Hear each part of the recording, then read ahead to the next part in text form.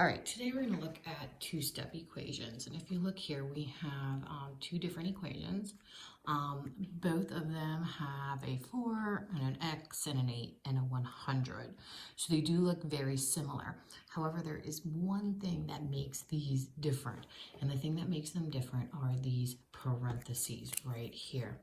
These parentheses around the x and the 8 make the problem an entirely different problem.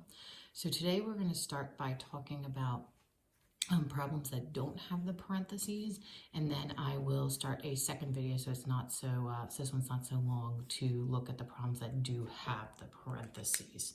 All right, so we're going to take a look at my first problem. 4x plus 8 equals 100.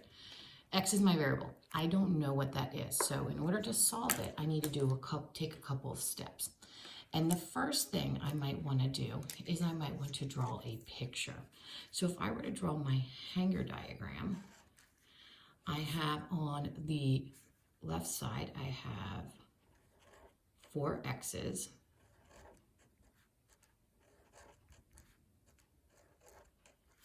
And then plus y. So imagine I have this,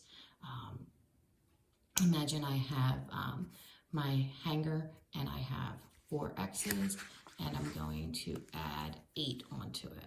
Plus, here's my 8. And those 4 x's and that 8, they weigh the same as 100. So here's my 100. So I can use a hanger diagram to solve this problem. And the first thing I'm going to do is I'm going to subtract the 8 off of this side, okay? Because I'm trying to figure out what the x is. So to figure out what the x is, I need to get rid of my number. So I'm going to get rid of my 8 on this side. So when I get rid of the 8 on this side, all of a sudden this side is heavier. So it's no longer even. It's no longer equal. So if I get rid of the 8 on this side, I need to get rid of the 8 on this side. So 100 minus 8 here is going to give me 92. So when I take that 8 off, it goes back to being a balanced hanger. That's the whole point. We want to keep them balanced. So now I'm going to look at what I have left. I have 4 x's and I have a 92. Well, I just want to know what 1x is equal to, not 4 of them.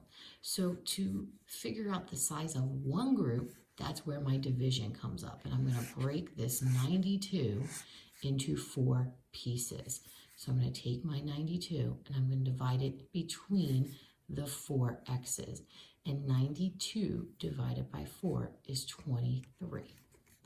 So what does that mean? That means over here in this hanger diagram, x equals 23.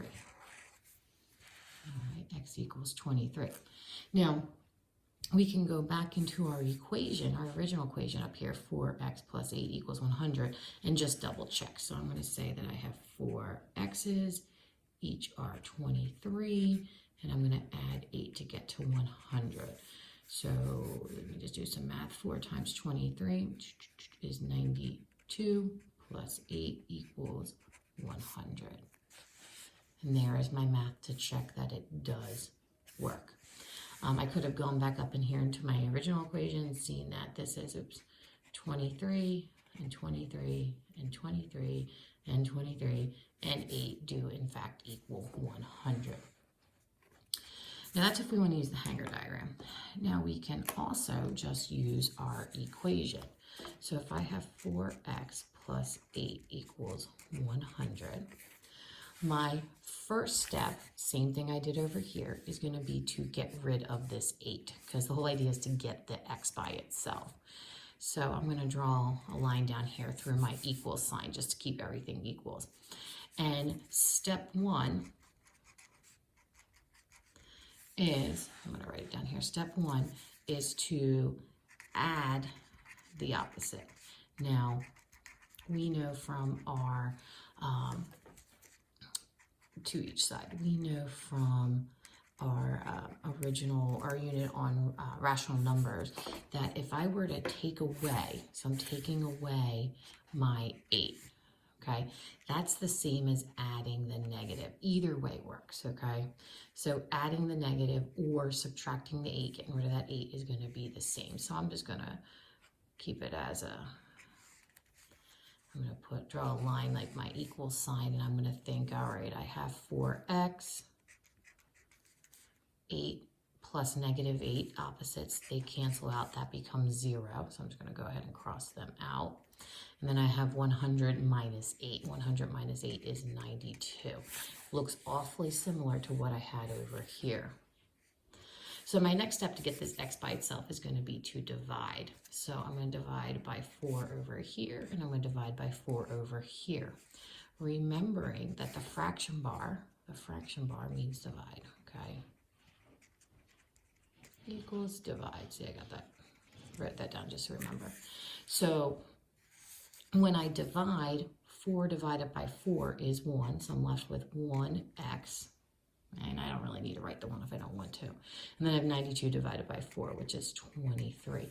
So again, I got to x is equal to 23, just using the steps. So step 1, we added the opposite to each side, and then step 2, we divide by the coefficient, and the coefficient is this number that's in front of the x. So that's your coefficient. So that's how you would step. So step 1, we're going to add the opposite, or you can think of it about subtracting if you want, either way. And then you're going to divide by the coefficient. So we'll make a second video to show you how to solve that other problem.